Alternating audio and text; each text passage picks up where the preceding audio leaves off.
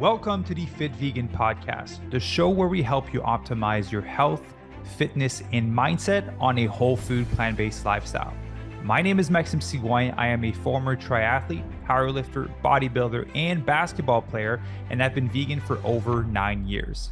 I'm also the founder and CEO of Fit Vegan Coaching, which has helped over 500 vegans from 20 different countries to completely transform their bodies and their health.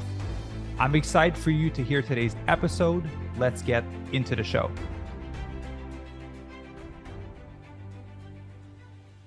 All right. Good morning, everyone, and welcome to another episode of the Fit Vegan Podcast.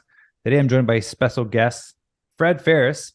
Fred is the host of the Plant Your Seed podcast. We had the opportunity to connect, I think maybe 2 weeks ago, where I was a guest on his show, and I thought he had an incredible story. So I wanted to bring him on and talk about his journey, his transition to eating plant-based, what got him to start the podcast, and some of the cool lessons that he's learned from connecting with others. So Fred, how you doing today? Fantastic, man. Thanks for having me on. Appreciate it. Yeah, of course. Like we talked before we recorded, the roles are reversed. Now you get to relax, sit back, and then I get to ask all the questions. It's going to be great. Can't wait. Yeah. So I just want to start it off with what was your initial story when you transitioned to eating more plant-based? My initial story was I was about 250, 260. I was unhealthy. I was turning 50. I wasn't in a good place, right? I was at the place where a lot of people get to where they don't even want to step on a scale. And so I was at this point, and I thought I was healthy. I thought I was doing well. I was eating what I considered to be relatively healthy and clean. And then it just ended up that I felt terrible. I felt like crap. So when I happened to be in Puerto Rico at the time, and I started researching how I can feel better. And one of the things that came up was a plant-based diet, a whole food plant-based diet.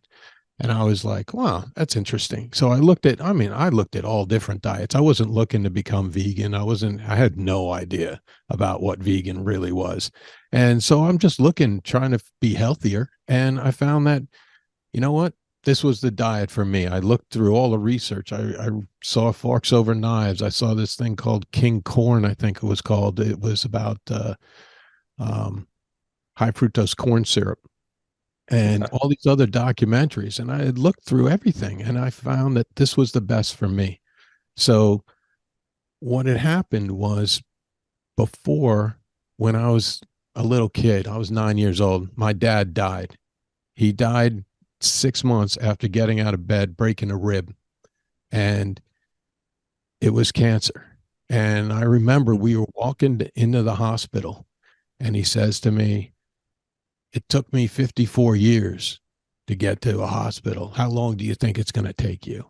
And I love that bravado. I love that machismo, I guess you'd call it. But looking back, I just think, wow, I'm glad that I go to the hospital if something's wrong. I'm glad that I'm aware enough to make a change in my life, because I didn't want my kids to go through that same heartache, that same thing where their dad dies. He's not there for them. When I was 9, back in the 70s, dating myself a little bit, but there was only father and son stuff, right? There was you couldn't bring anybody that you wanted. It was father and son golf tournament, father and son camp out, all this stuff. I missed out on all of that. I wasn't allowed to go. So I didn't want that kind of heartache for my kids, not for me not to be around. Not that they were going to go to a golf tournament or a camp out, but the feeling of that emptiness of not being there. And there's nothing like that. There's nothing for a child. There's nothing like that. There's nothing like not having that person in your life, not having them there at your wedding, at your, I don't know, when you have your first kid or whatever, whenever you need them in college, whatever, you just have to have that significant person in your life, your father, your mother, and they need to be there. And if it's just a simple diet change, just changing what I was eating, I was all in. I said, you know what? Mm. I'm going to do that. I'll do that for my kids. I will not let them down. So I changed. I changed to a whole food plant-based diet that day.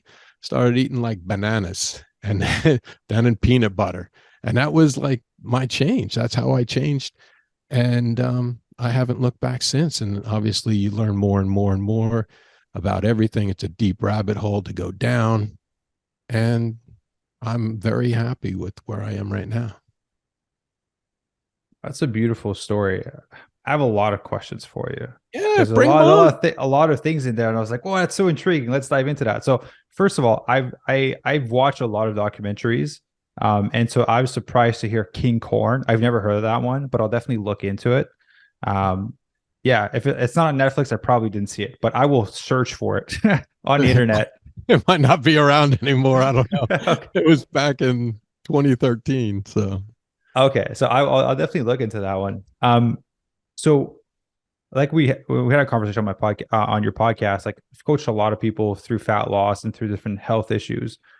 So I'm curious. Like everyone has this little pivotal moment where they make a choice, right? Because change in our life doesn't come from like a major event happening. It's not the actual event that changes us. It's us making a decision that something's going to change. And it takes like 0.5 seconds. mhm. You mentioned you're around like your early 50s I when was you start to kind of like not feel that great. Was right. there a correlation with the fact that like your dad passed away at 54 and you're kind of approaching that age Oh, and kind of like 100%.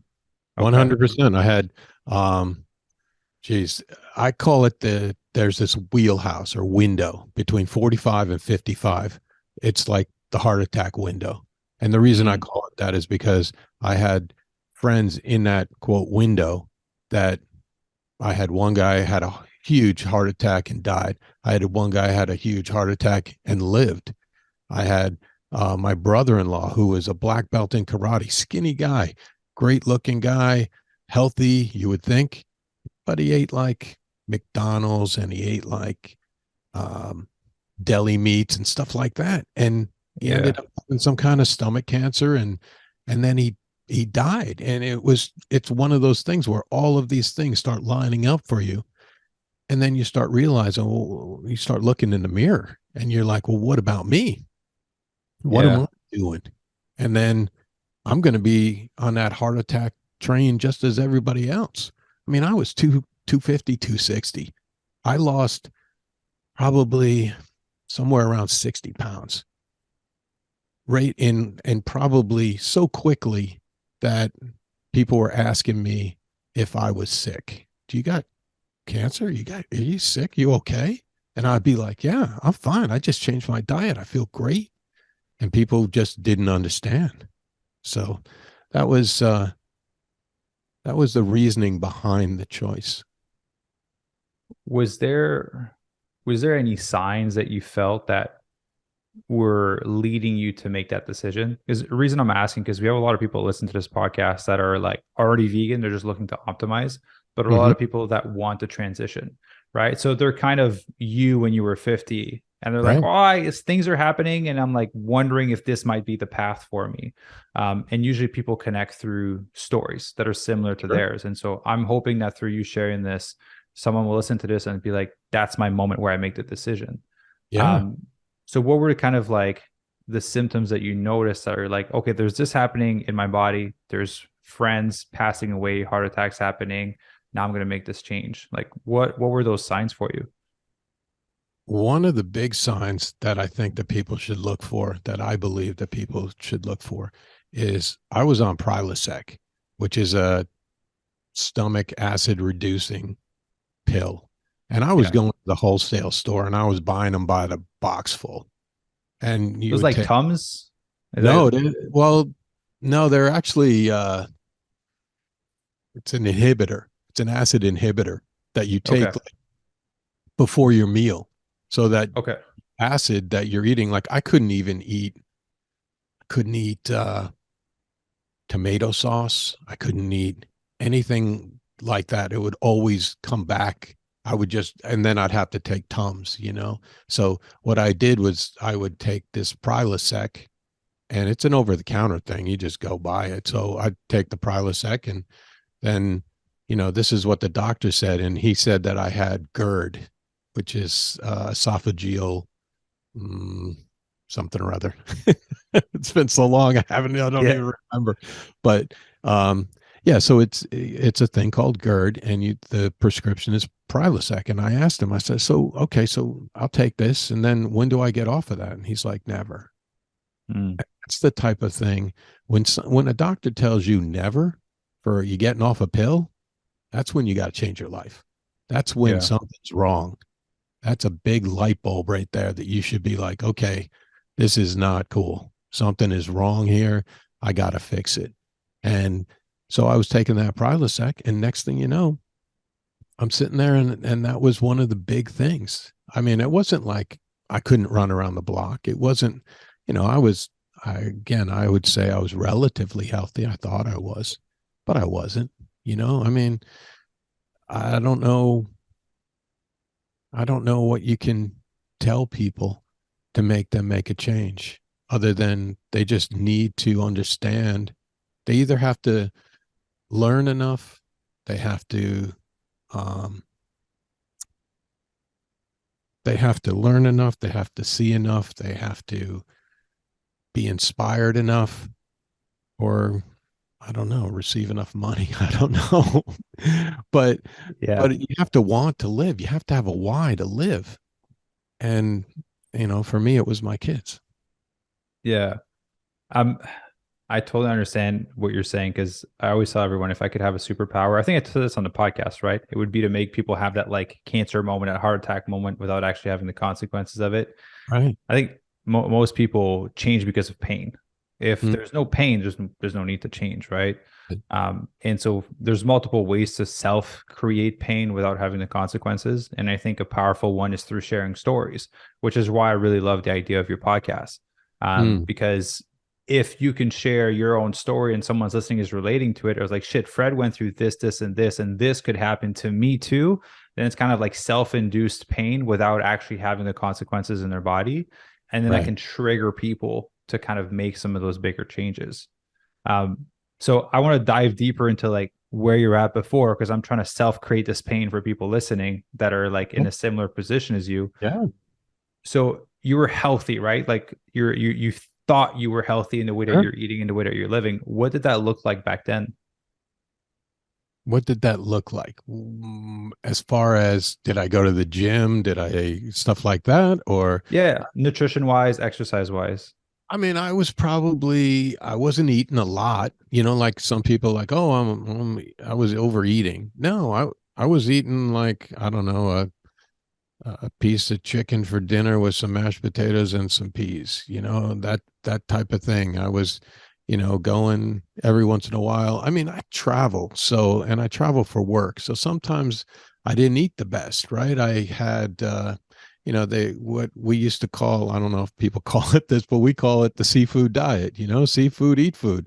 And there's a Yeah, lot of that happens on the road when I'm working.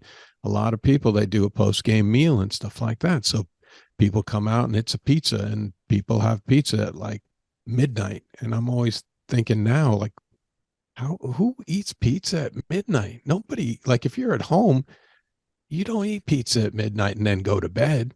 Nobody eats pizza at night. only when you're on the road. Yeah, exactly. That's what all these guys do. And I'm always like, you guys should probably stop doing the post game meal. And they're like, oh, I never thought about it. And I'm like, yeah. So, I mean, there was that going on. I wasn't exercising. I'm not a big exerciser. I'm not a big, like you are, a guy who goes to the gym and stuff like that. I chase, only time I run is if somebody's chasing me, like, or going running after a ball or something like that. Like, I'll play basketball all day or soccer or something like that, but lacrosse. But um, yeah, I don't think that there was, I mean, for the most part, I felt relatively healthy. And it wasn't like there was any major sign that came up besides Mhm. that I was turning 50 and I started looking down that road, seeing where my dad had died at 54 from cancer. And then you start thinking, okay, is that in me? You know, people always like, oh, my dad lived to he's 150. I'm going to be fine. And you're like, no, it's 7%. Genetics is Yeah. set up for 7%. You didn't Yeah. live the same life that your dad lived. You didn't eat the same things your dad ate, especially for our generation. The former generation ate a lot of vegetables. They barely ate meat. They'd eat meat on Sundays. They didn't go to the supermarket. There weren't supermarkets until like 1950. So Yeah. that generation doesn't, that's not the same experience that you have. Yeah. So coming from that, because the big part is like you were living like a normal person. Like from what you shared, there's nothing crazy that you're like, I was eating at McDonald's 3 times a day and I wasn't exercising. You're training like an athlete, right? You're playing different sports, you're being athletic, you're exercising, and you're eating somewhat healthy food. And And my still you're job in a is position. physical, you know? So my Yeah. job is physical. So it's not like I'm sitting in an office just getting fat, just waiting around, you know, for retirement. It's not like that. Yeah. So for the people listening, what did you do for a career? Because you mentioned travel a lot, very physical work. Yeah, I'm a audio engineer and 9-time Emmy award winning audio engineer. And so what that entails is basically, if you are listening to sports, I do the World Series, the Super Bowl, um, any major sporting event, as well as some local events here in Boston. And so what we do is put out all the microphones for all of the people to be able to hear all the sounds. So everything that you hear is everything that I do. I put out all the microphones, goes back into the truck, and the mixer decides how much of each microphone that you're going to hear. So whether it's the announcers, whether it's the crack of the bat, whatever it is, that's what I do. That's crazy. How do you hear the crack of the bat? Crack of the bat, we put microphones right by the plate, and Okay. you pick up the bat, the crack of the bat. We could they MLB, Major League Baseball, lets us bury mics if we want anywhere within reason, and then but for the back cracks, we usually use parab mics, and they're right behind right out of the camera view as you're looking at home plate. Okay. Just I don't want to get too off track, but I was finding that stuff interesting. I was like, how do you get that sound? Uh, So yeah, really, really busy work, really physical, and still you found yourself in a position where you had to take those things to help you with digestion and mm. acidity before.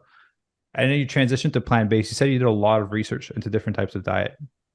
Were you looking into like paleo, keto, and whole food plant-based, or were you looking specifically in the plant-based world because there's like raw vegan, there's raw till four, there's different versions of eating Right. plant-based? No, I was looking more. I don't even think keto was around back then. Um, Probably Atkins. yeah, right. Thanks. The Yeah. OG version of keto. There was Atkins, there was Weight Watchers, there was, I Yeah. don't know. But I was just looking, I mean, what I was doing at the time was kind of clean eating. That's what I thought of it as. I would only have like sugar, say, as opposed to chemical sugar, because I just felt like the body could naturally break down normal, natural things as opposed to chemicals. So I would be eating, you know, uh, organic chicken, grass fed, whatever. Um, but I had given up. I had given up beef a long time ago. Um, it was I probably hadn't had. I was just eating chicken and fish for probably 20 years before I went vegan, because I just decided that all the steroids and everything they put into the beef. I read a bunch of stuff about that, and I was like, oh, I don't want any of that. So I tried macrobiotic diet one time, long time ago, and I was like, Yeah. this is not for me. I don't know if you ever tried that, but that is a tough I heard diet. of it. Yeah. Um, so I was I was basically just trying to find a better way to eat. And it wasn't, Yeah. that's what I mean. I wasn't looking for, oh, I'm definitely going to find, a vegan diet or a plant-based diet or whatever. I had no idea what a plant-based diet is. And back in 2013, when I first came back from Puerto Rico and I started telling people, oh, I'm plant-based. And they're like, what? What does that mean? And I was like, I'm vegan. And they're like, oh, okay. You know what I mean? Yeah. No one knew what it was back then. And that's one of the great things. It's taken such huge strides since that time in the last 10 years that people are at least aware of it. And a lot of other countries have a lot of options, but we have some options now too. So that's kind of nice. Yeah. So you've been vegan for 10 years now. Yeah. So I transitioned 9 years ago. So I have an idea of what era you were in for Mm-hmm. like transitioning. Like the only treats you had, I don't know if you remember those, but it was like tofu that was flavored with like banana or strawberry. Like Yeah. that was the only dessert I could ever find as a Yeah. vegan. Everything else was like it took me 2 years to learn that Oreos were vegan. Yeah. See, see, in the beginning, I didn't want any of that. I didn't want any of that stuff. Um, I just slowly became a junk food vegan. I As more got options came lazy. out. Yeah, exactly. The more options come out, I get lazier and lazier. You But couldn't do that when you transition. You had to do no, whole food because that's all was available. I mean, I came home and my wife was 100% on board. So we went through everything in the closet because, again, her brother had just passed because of this, uh, probably eating McDonald's and deli meats. Mm. And so she was totally on board. We took everything. We went basically every oil, everything out of the house. We just either donated it or threw it out. And so it was instant for our entire family. And, the kids had some rough spots here and there. But, once we started understanding better what to cook, they started eating better and understanding it. And so now they're vegan, I would say 90%. They're definitely vegan in the house, but if they go out to a party, a birthday party, and somebody has a cupcake, they're not going to go, oh, is that cupcake vegan? Because, it's hard enough being a kid without trying to enforce all these rules on them. So we Yeah. try to be relatively easy on them. Yeah. Well, 90% is awesome. Significant difference, right? On their health and where it's going to lead them in the future. Yeah, Um, they might even be more than that because they eat vegan all the time, except in that like one or two instances. So, yeah. How was that transition for you and your wife? Like, did she notice any differences as well? yeah, yeah, she wasn't as unhealthy as I was, and I think that for the most part, it's that clarity, right? That you just can't explain to people unless they've gone through it. There's a certain feeling that you just feel lighter and faster mentally and physically, that it feels like your body is working the way it's supposed to be working. And I think that was the big thing for both of us. What did you attribute that to? Like, was it like cutting out the dairy? Was it removing the chicken? Like, what do you think helped with that clarity? Well, I would probably say it was just everything, getting rid of everything because we stopped taking that Prilosec like instantly. I mean, Okay. we stopped taking that acid inhibitor like the first day, Yeah. and we didn't have any problems. We would eat spaghetti sauce, and previously it'd be something that came back. It was something that bothered us, and we had to take Tums, and then you had uncomfortable sleep and all of that. So, it was definitely one of those things that I felt just so much better by doing it. And of course, then you get to the point where like you want to tell everybody, and Everyone has that phase. right, yeah. So you want to tell everybody, hey, listen, come here, you got to try this. This is the greatest thing ever. And people Yeah. look at you like you got two Come to heads. my house. I have a presentation to show you. Amway style.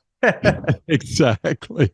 it was crazy. But I mean, like, that's what you go through because you want to help your friends, you know. And luckily for me, I Yeah. had a friend who was kind of like that. He had seen Forks Over Knives, and that's why that was on my radar. The whole food Mm. plant-based thing would have never been on my radar if it wasn't for my friend.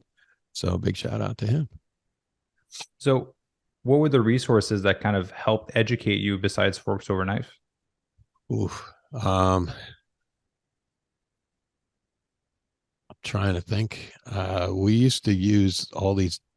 The big thing was is I think that the big thing on the transition is the cooking, right? So Mm. you have to have good cookbooks. If you don't have something to make that you think is halfway decent, you're not going to stay with it. Yeah. So, like some of the cookbooks, we had the Forks Over Knives cookbook. There's a thing, there used to be a thing called 30-Minute Vegan, which was another, it's 30 minutes to cook everything in the cookbook, you know, and so that was really good. There's a great French toast recipe in there. Yeah. Just in case anybody's wondering.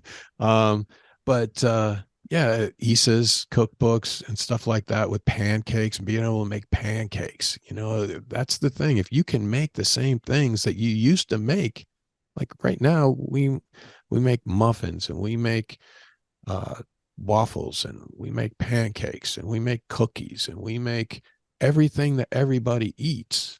Yeah. Normally, we just veganized everything. So you know, Yeah. we definitely, you can definitely do that easily once you Yeah. have an idea of how to cook. Like making a flax egg, right? A flags is is something that you have no idea about unless you've done it, right? It's just a couple of flax seeds and some water and you stir it around. It becomes kind of a slurry and you pour it into your muffin or whatever. And it binding, that's all it is. You just need a binder and that'll hold it together like applesauce or bananas or whatever. So it's just a matter of figuring out the best way for you to cook. Because once you can cook, then you can. I mean, there's so many things. People are like, oh, I don't know where I'd start. I don't know what's vegan. I said, well, how about an apple? That's vegan. How about peanut butter? That's vegan. How about marinara sauce? That's vegan. You can try it. But one of the big things that I think that people, what they really should do, or what they really might want to do, is just pay attention to what you eat. Be conscious of what you're putting in your mouth just for a week. Just see what you're eating and understand, okay, so this is going into my body, whatever it is, because you are what you eat on a microscopic level. You are what you eat. It goes into your body, becomes your cells, and that becomes who you are. So if you're ingesting all this meat, all this torture and terror that these animals go through, and that comes into your body, whether you Mm. believe it or not. It's true. It's energy, and that energy Yeah. can't be created nor destroyed. Yeah.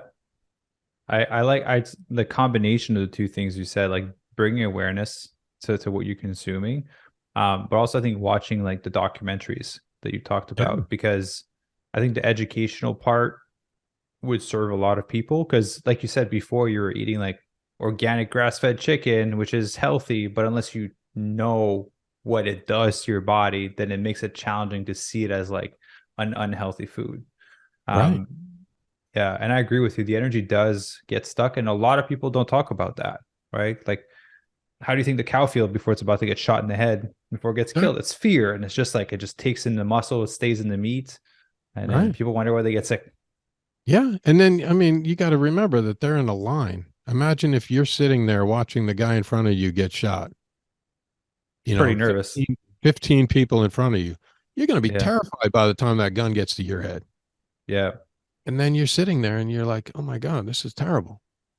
And when yeah, you realize that that being is a sentient being, no different than us, and then you're at the point that we're at, I guess, where yeah, you don't want that. You don't want to put that in your body. You don't want that fear and torture and that energy in your body. and I think there's like I divide the world in two types of people. Because a lot of people say like, well, it's natural to eat cows or chicken or all of these things. Um, I think there's hunters and then there's the rest of the world, right? So what I tend to say to people is like, I'm gonna give you a gun or a knife and you go kill this animal and you strip it down and then you're able to cook it. 99% of people would never be able to like do that. They'll never be able to do the action, nonetheless, like cut out the meat. And like I grew up a farmer. I did that. I was Mm. younger and I was just kind of like a part of the farming culture. But for Right. most people, they'll never be able to do that. If you're a hunter, then it's about like looking at the health aspect of it, right? Versus because they can do it. It's just making them realize that there's health consequences to it. Yeah, true. And I believe that a lot of people just don't think about it when they go to the store. They just go and get a package of meat wrapped in plastic. And that's Yeah. what they've always been taught to do, always been told to do. So that's what they do. And you have to remember that disease doesn't run in families, diets run in families. And that's the Mm-hmm. big thing is that if you, like for me, okay, cancer runs in my family technically, right? Okay, well, I don't eat, my family's Irish, so I don't eat meat and potatoes, okay? My dad also smoked, okay? So if I were to smoke, then I would get cancer. Okay. So if you were to eat poorly, you're going to get the same diseases that your family got.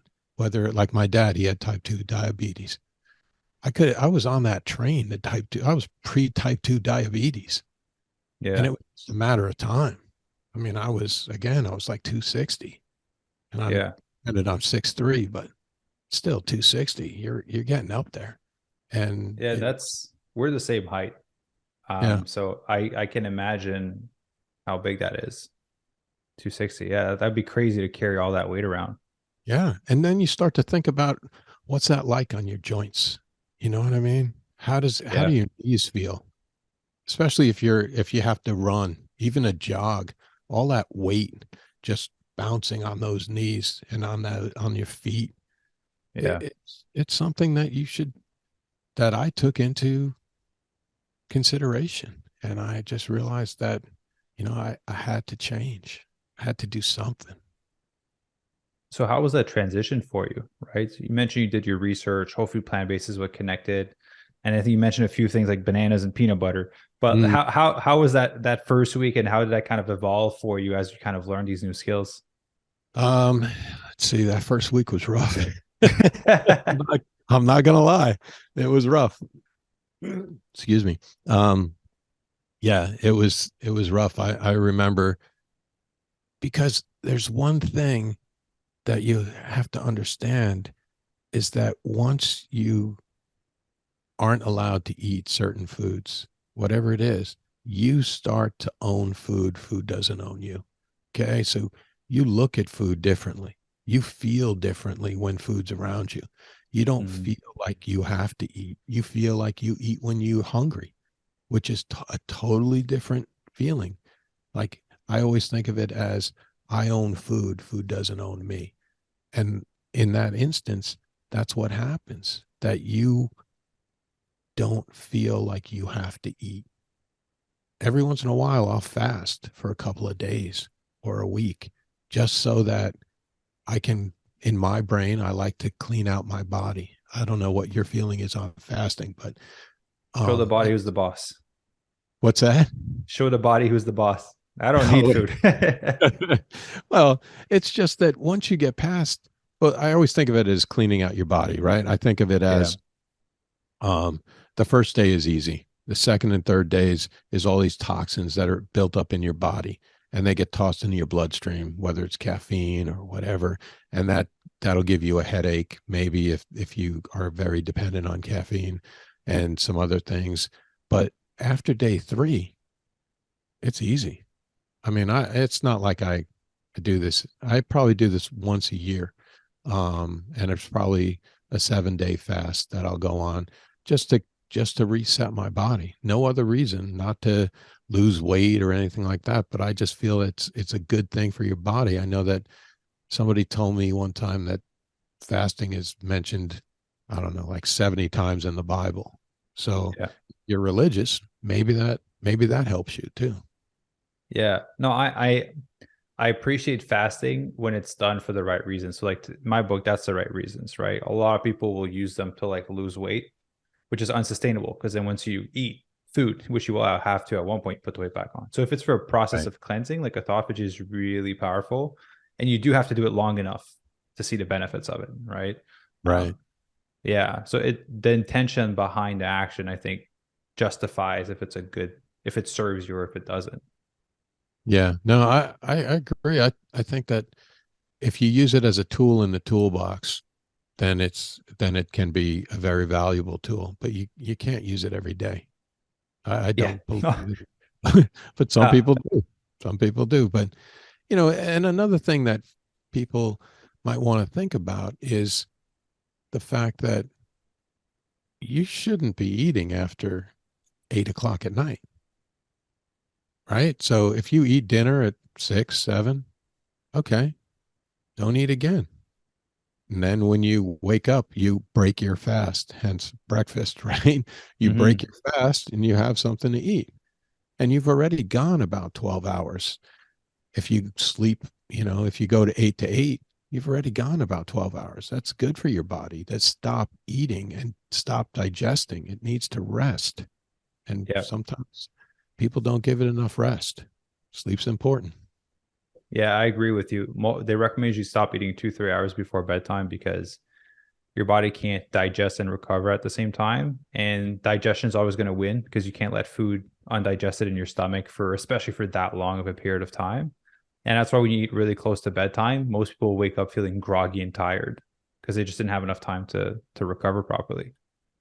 Yeah, Yeah. that sounds about right. I've been in this field for a long time, just as you have. It's yeah. Um, So I'm curious, like you mentioned, you gained some clarity when you transition. Was there Mm, any other changes that you've noticed? Was there like obviously for your gut health, right? Because you stopped taking the medication. That was one of them as well. yeah, because as we know, there's acids and there's alkaline, and that's Hmm. getting thrown into your stomach. And if you're eating all alkaline, which is what a plant-based diet is, then you're not going to need to have that acid as much, and therefore to break down the food. So therefore, the acid inhibitor that I needed to break down that protein, I don't need it anymore. Yeah. So that was my thought on the microbiome in my gut, was that because I was eating alkaline foods, it was better for my digestion, and therefore it was easier for my body to break down. Um, if you were to go back and retransition again, what are Mm. things that you would do differently? Because I agree with you. My first 2 months were rough. It's a rough transition. So now having been vegan for 10 years, having more knowledge and more experience, like how would you do things differently if also for someone listening that wants to transition? Well, I feel now it's so much easier. It's so much easier than it was back then. Um, I think that the best way to transition, besides the way I do it, the way I did it, and the way you did it, um, I'm a big fan of just cutting it off and just Mhm. saying that's it. But I know that a lot of people can't do that. They just won't do it because it's not sustainable for them. So if you It's a just big start, learning curve. yeah. So if you're just gonna do if you're gonna transition, I think the first step is to be aware of what you're eating. I would say the first week, write down what you're eating so you know what you're eating, what you're putting in your body. Okay. Then you take the little baby steps, right? You go meatless Monday. Okay. All Monday. You don't eat any meat. If you look at what most people eat, they have bacon and eggs for breakfast. They have a turkey sandwich for lunch. They have a hamburger for dinner or steak or whatever. You're eating 3 meals of meat. That's Mhm. not good for anyone. That's everybody's like, oh, everything in moderation. Yeah. Well, everything in moderation means meat in moderation, not Oh, well, I had chicken, then I had fish, then I had steak. Okay. Yeah, it's a And lot of cow. meat per day. Right. And most people on the standard American diet, the SAD diet, that's what they eat. So I would suggest writing down what you eat, then slowly transitioning with like meatless Monday. So now every Monday you have no meat at all. Okay. So Mm, you wake up, maybe have avocado toast. That's something I didn't know I loved. so You have, good. yeah, it is. It's so good. Throw a little red pepper flakes on there, some tomato, a little It, salt, pepper, maybe a little greens. It's sort of good. Um, yeah. and then, I mean, for lunch, you can have a peanut butter sandwich. For dinner, you can have marinara and spaghetti. It's, I mean, and that's just basic, not even getting a cookbook and figuring stuff out. So all you have to do is look at some of the cookbooks that you have and look at the vegetarian options and cook that. So then Mhm. now you got one of the days down. So maybe you start adding to those days. And the more that you add, you start kind of understanding, writing down any way you want to log it, journal it, understanding how you're feeling during those days. How do I feel? How's my body responding? And then when you make that transition all the way, like, I don't know if, as much as I enjoy and like the processed meat, the Beyond Burgers, the Impossible Burgers, stuff like that. I mean, that's great to transition to. You can start eating those as well. But health wise, I don't know if they're any better than any other processed food for you. I think that Yeah. you stay to the vegetables and the fruit, vegetable, and water. We all know that's the winning combination. Everybody knows it, but nobody wants to eat it. I don't know. I don't understand. If you ask anybody, they are always like, you're like, oh yeah, fruit and vegetables and water, they're all good, right? And they're like, yep. Why don't we eat more? No one knows. No Yeah, one knows because you just don't know. which is interesting. I think most people know what to do, they just don't do it, whether it's like cultural belief or how they were brought up. Mm-hmm. But fundamentally, because this happened a few times to people around me, they like big meat eaters and then they get sick. And they're like, well, I'm gonna eat a vegetable stew. I'm gonna get some juices. I'm like, Go okay, so choose when you're fast. sick and you want to feel better, you'll eat vegan. But then Right. as soon as you feel better, you go back to eating burgers and chicken nuggets and shit like that. I'm like, Yeah, if that's what you're eating to feel better, imagine if you felt better and you eat this way. You would feel like Superman or Superwoman. exactly. And that's what I guess that's what one of those things that we just don't understand being vegan is, why wouldn't you do that? It doesn't make sense because you're like, what is it about meat or whatever it is that you're eating that you feel so inclined to eat or so comfortable eating? And it comes down to habits and taste. And that's what it comes down to. What would you prefer to eat? Yeah, this Coke has a lot of sugar in it. I would love that. Sure, but it's not good for you. Everybody knows that soda isn't good for you. It's like Yeah. cigarettes aren't good for you either. You're not going to sit there and smoke 3 packs a day. Everybody knows that's bad for you. Same with soda. It's not good for you. So why would you put that in your body? Right? It's something that once you start to look at, and that's why I'm a big proponent of writing it down and understanding what you're putting in your body and how you feel that day. Because if you write it down, you understand how you feel that day. Then you start to understand why people eat the way they eat and feel better. Yeah. I have one last question for you before we go into the podcast conversation because I want to have some time to talk about that. We Okay. didn't talk about protein, which is such a big topic when it comes to transitioning.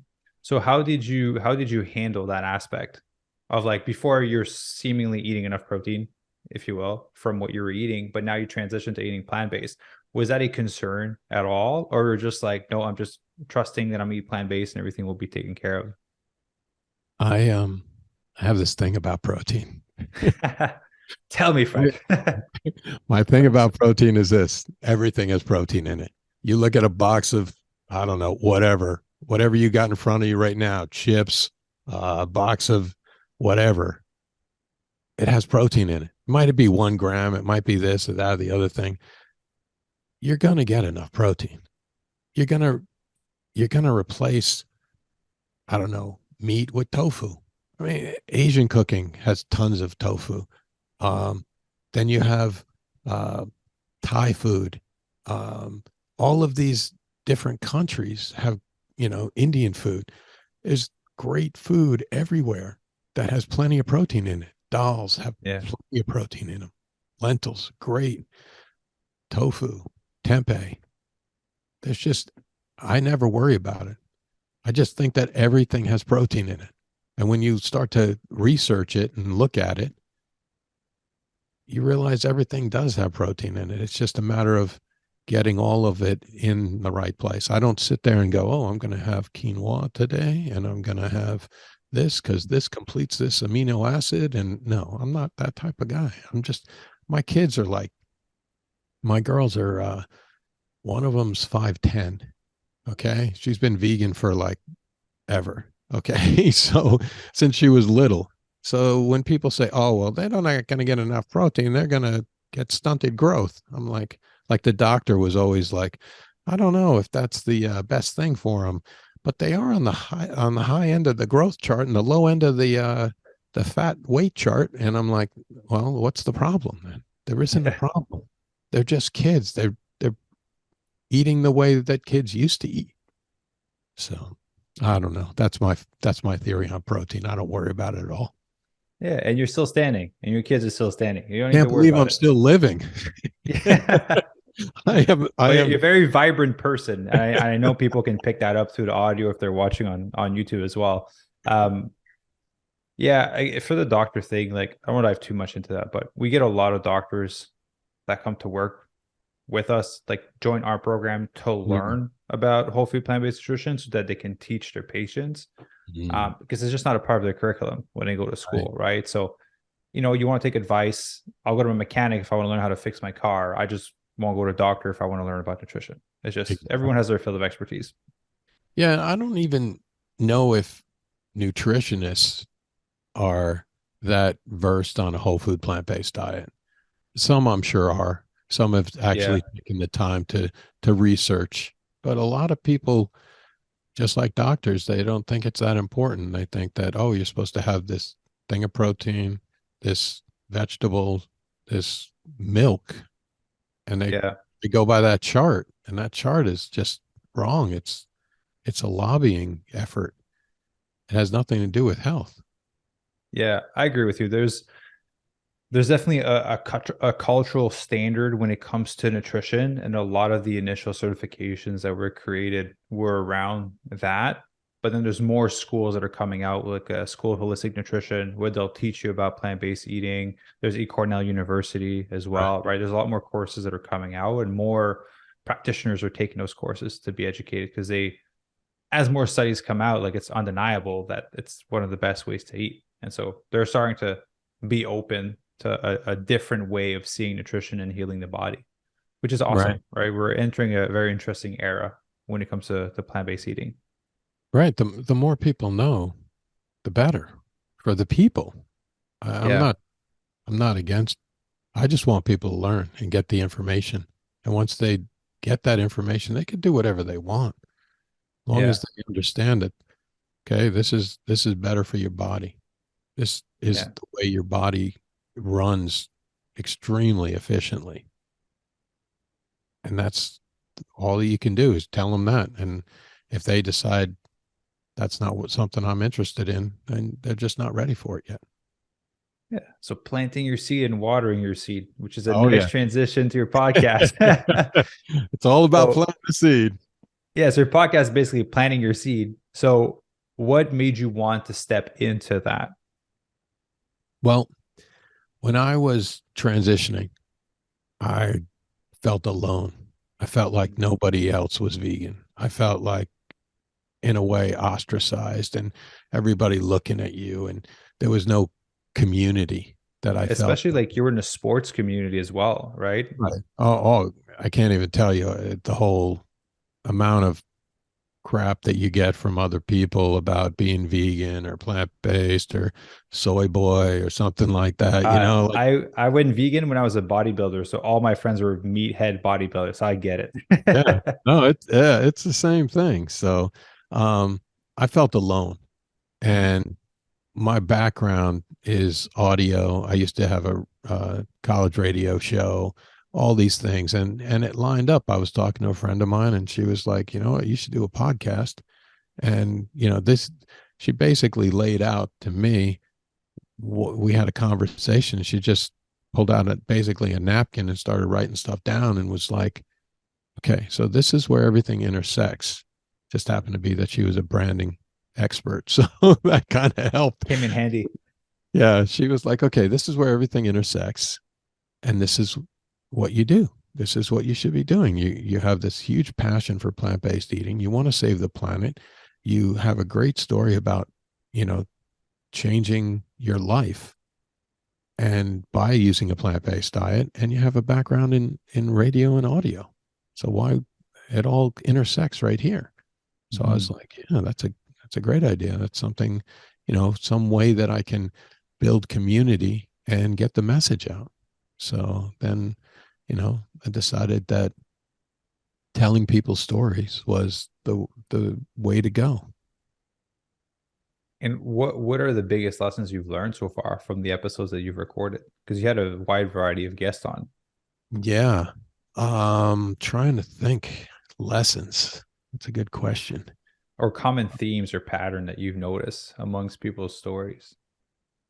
I would say that one of the huge things that everybody talks about that is the dairy connection, whether it's how dairy creates acne, and as soon as they stopped drinking milk or stopped eating cheese or whatever, their skin cleared up, and Mm. they all had that clarity moment.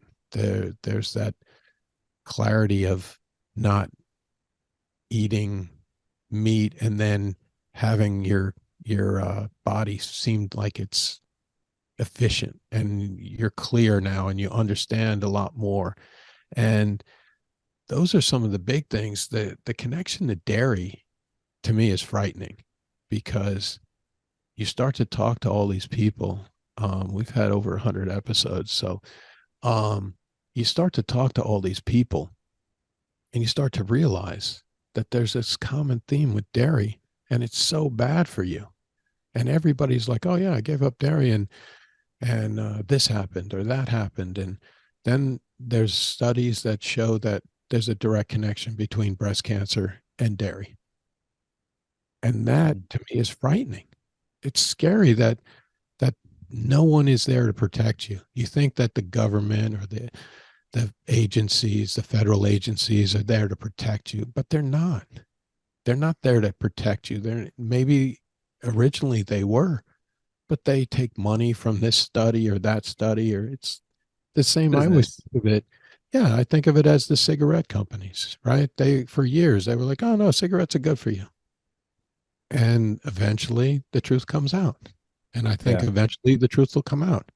All the antibiotics that are put into meat, all of all of that stuff that they have to, the growth hormones, stuff like this that they put into meat and dairy and all of this stuff, it's just bad for you. It's not good for your body. It's changing the way people, young people develop. So it's Yeah, not something that, faster. yeah, a The lot faster. faster. I have Yeah. cousins that are in school and they're like 15, 16, and they have pictures with their classmates. I'm like, man, these guys look like they're 30 and they're like Right. 16, 17 years old. They're like really big and have facial hair. And I'm like, took me 30 years to get a little bit of scruff. They're 16, I they're can't already even there. I can't even grow any. Like 60, I got nothing. Yeah, it's crazy. Everyone's just growing up so much faster. They look just so much bigger and older Yeah. in the younger Yeah. I years. mean, especially, I mean, like you said, the facial hair. I can count, like when I was a kid, there was like one kid that had facial Yeah. hair. And he had Now like one long hair. It was like one long. it was it's some kind of spotty beard thing going, but Yeah. nobody was growing up like that. And now and that to me is attributed to all the milk and all the hormones and all the cheese. And that Yeah. is to me one of the worst things out of all of the things. Granted, you can meat's ethically wrong and Mm. spiritually and all sorts of ways it's wrong, but dairy is so evil. It's just Yeah. one of those things that, especially when you start to understand where it comes from. And I was talking to a friend of mine the other day about this. To get cheese, you have to get something, it's called rennet, out of the fourth stomach of a cow or something like that. And I'm like, who was the first guy who tried this? You know what I mean? Was the first stomach? No. The second stomach? No. Third stomach? Oh, the fourth stomach. This is the way we got to do it. I mean, who Yeah. thinks of these things? I have no idea who the first person was who did this type of stuff. But yeah, Yeah.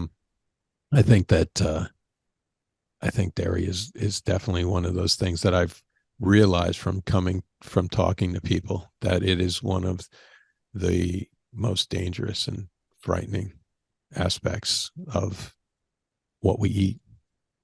Yeah. It's when we talked about mental clarity earlier. That was the thing that when I cut dairy out, that's when mental clarity came out, right? No fog, no congestion, nothing. It's definitely one of the big ones. And you talk about who was the first one to discover that it was the fourth stomach. I was the guy that discovered that humans could drink milk.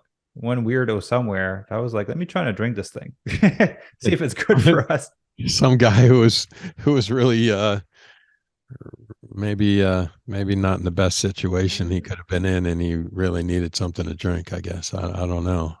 Yeah, It's another animal's milk. It's just yeah, strange. yeah. Um, so Fred, I want to say a massive thank you for taking the time to jump on the podcast. I appreciate your wisdom, your storytelling, and all the insights from from before your journey, throughout your transition, and the piece of advice for people to implement. Is there any last words of wisdom you would like to share with the audience? No, I don't really have any last words of wisdom besides I just think that people should try it. They, you know, there's nothing wrong with trying something and failing. That's Hmm. how you learn. So try it. What do you got to lose? You try it for a week. Try it for 2 weeks. Just go whole food plant based for 2 weeks. See how you feel. If you feel great, keep going. If you don't, stop. That's Hmm. okay too.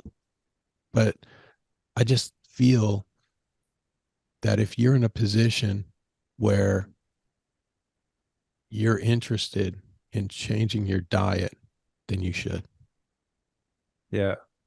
And there's a lot of great resources out there to accomplish that, right? Oh And yeah, forks over knives, game changers.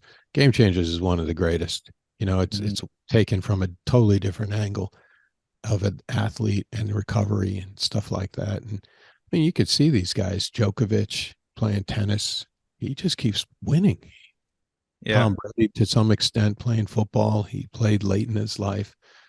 Just all of these guys, they just recover quicker because of yeah, because you don't have that inflammation. yeah. And ultimately, also for the people listening, I have probably thousands of recipes on my Instagram account. We get free ebooks, free guides on how to create your own plant-based meal plan. Like there's a lot of available resources out there for free that you can use to get started.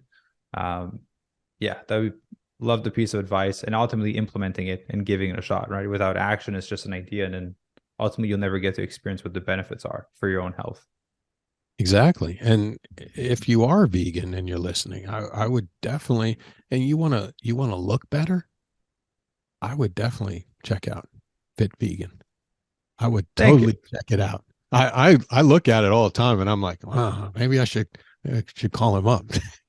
Hey Fred, I just did a live with Patrick before we recorded. 53 years young, got a six pack for the first time in his life. Nice. Thor 71. And Thor started to see his abs, lost like 35 pounds. Like it's doable, Oh, it's regardless of doable. And yeah, that's why we say it's never too late to plant your seed. So you plant that seed, whether you're 50 or whether you're 60 or whether you're 20, you plant that yeah, seed, and the last thing that grows on a fruit tree is the fruit. So yeah. that's the last thing that's going to happen, and it's going to feel great. You're going to feel so much better.